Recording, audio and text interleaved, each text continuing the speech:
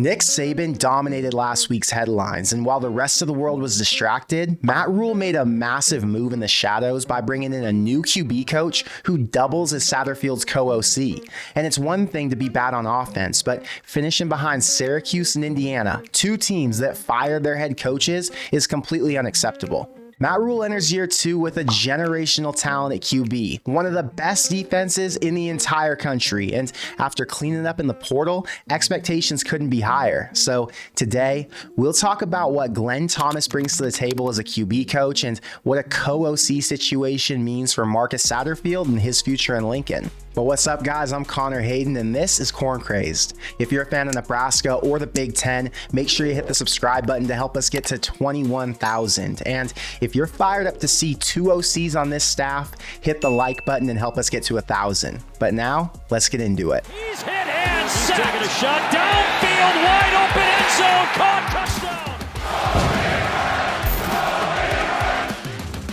I think we all knew a QB coach hire was a for sure thing this month, but my first thought when I saw Rule gave Glenn Thomas the title of co-offensive coordinator was that we finally have a coach who won't tolerate mediocrity.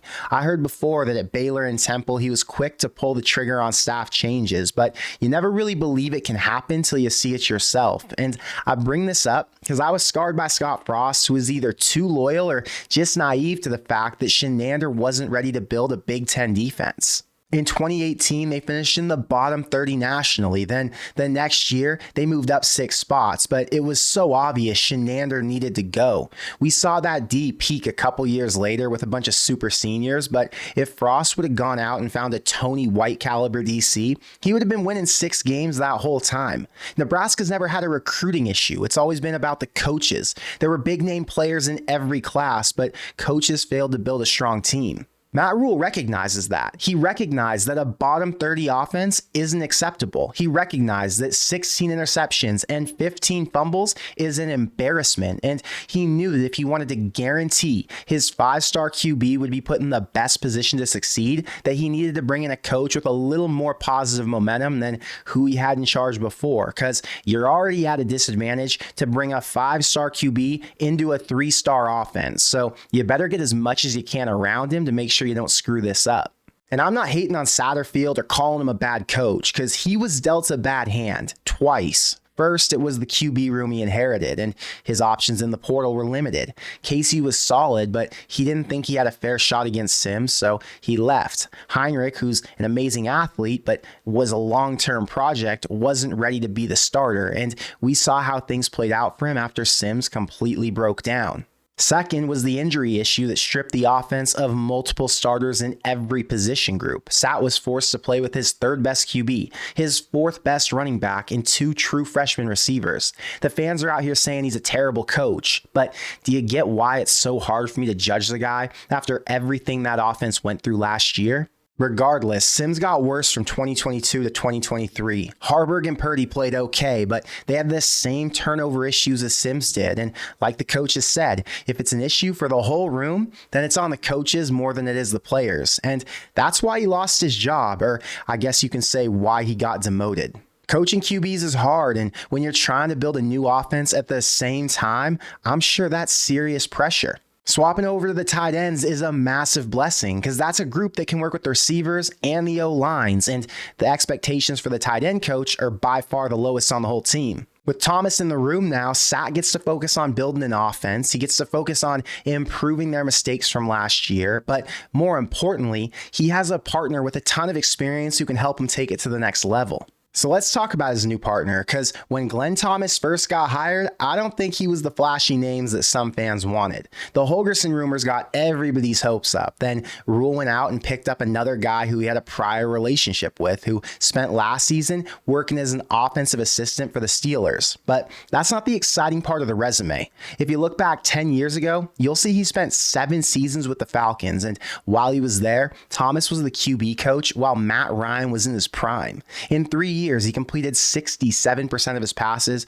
for almost 14,000 yards. He was the NFL's completion percentage leader in 2012, and he made the Pro Bowl twice while Thomas was his coach. And no shade to Sat, but that alone makes him a more exciting QB coach for Raiola. The connection to Rule's strong. They were together at Temple and Baylor, where Thomas worked with the QBs and was their offensive coordinator. But while the rest of the staff moved on to Carolina, he went to UNLV and then ASU to be their OC. At UNLV, times were tough. They finished 2-16. Their QBs only completed 60% of their passes, and there was a huge turnover issue. But it's hard to blame Thomas since he was working with a first-time head coach trying to restore a totally broken program. But then in 2022, Herm Edwards hired him over to Arizona State to be their quarterbacks coach and their OC. Still, not the best situation since Edwards was on the hot seat, but definitely more talent in their QB room than UNLV.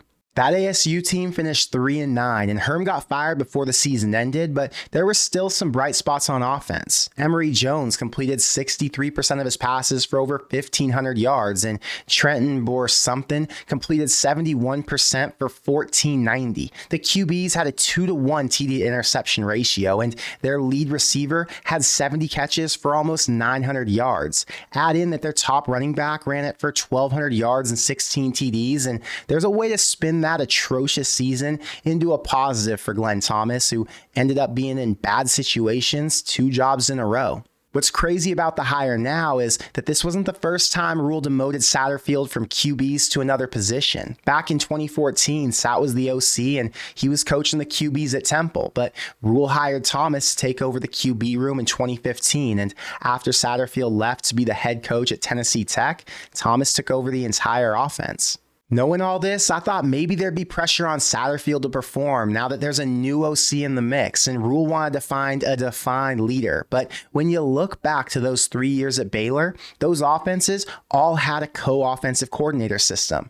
Jeff Nixon was on the staff with Thomas, and they went from 98 nationally in 2017 to 63rd in 2018, and then 27th in 2019. If they could make that same jump at Nebraska, we'd be looking at a top 70 offense in Rule's second year, but let's not get ahead of ourselves. The point is that the most successful offenses for Matt Rule saw a 2-coordinator setup. Sat's not an elite QB coach, and I don't think his dreams to be a QB coach anyway, which is why Thomas coming in was the perfect addition. The idea that there's a backup plan in case the original OC doesn't work out is just silly. There's enough money to run with 2 coordinators, and rather than go after one big name, Rule, for whatever reason, wants to go with 2 guys he can look to who have different backgrounds and I'd guess different ideas for what they think can make their system successful. Ryle is coming in to start day 1, and his situation's looking a lot better now. Rule wants a heavy Big Ten wear-you-down run game. Satterfield wants to open it up and throw it downfield, and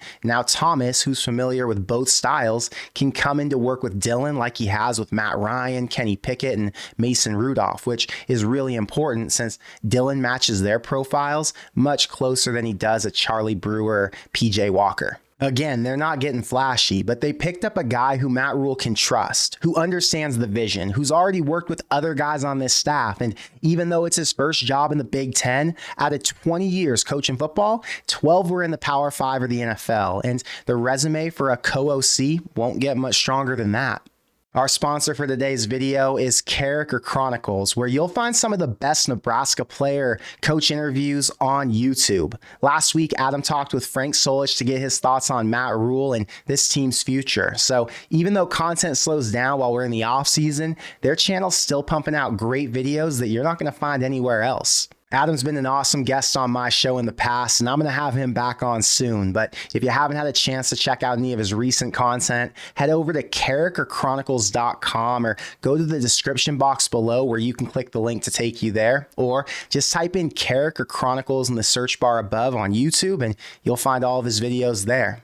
I have one final thought before I get out of here today, and it's around this whole scholarship number and recruiting conversation, because fans get so into the weeds with every detail around the football program, and I do too, so I'm not saying it's a bad thing, but one of the most common questions I get asked is, how can they take more players since they're already over on numbers, and how are they going to get down to 85 scholarships by summer? And the answer is actually really simple. Guys are gonna leave. If a position's too full and there aren't enough reps to go around, somebody's hitting the portal. Once they get done with spring practice and coaches have their meetings to talk about where things are going in each room, guys are hitting the portal. If there's a star out there who can help them win today, add him, because guess what? It'll piss somebody else off who hasn't lived up to expectations, and they'll be out the door soon enough. And NILs help to get guys on alternative scholarships. So contributors who decided to walk on aren't actually paying their own way. But just like we saw with A.J. Allen and Casey Thompson leaving after spring last year, I'm sure we're going to see some other movers after the spring game this time around too. But I want to know what you think, so let me know in the comments below. Were you surprised to see Glenn Thomas tabbed as a co-OC, or did you think it was time to get Satterfield some help? Did the addition of a QB coach help to seal the deal with Dillon before signing day, or do you think he was going to come here either way? And the most important question of all, do you think this offense can make a jump like Baylor did in their second year, or are you still a little nervous for how much better they're going to look? I think the extremely poor QB play and the crazy injury issues actually made the offense look way worse than it actually was. And if they finish inside the top 50 this year after finishing in the bottom 30 last season, I wouldn't be surprised at all. But that's all I've got for today. So until next time, thank you for being here, and I will see you in the next one. Go Big Red.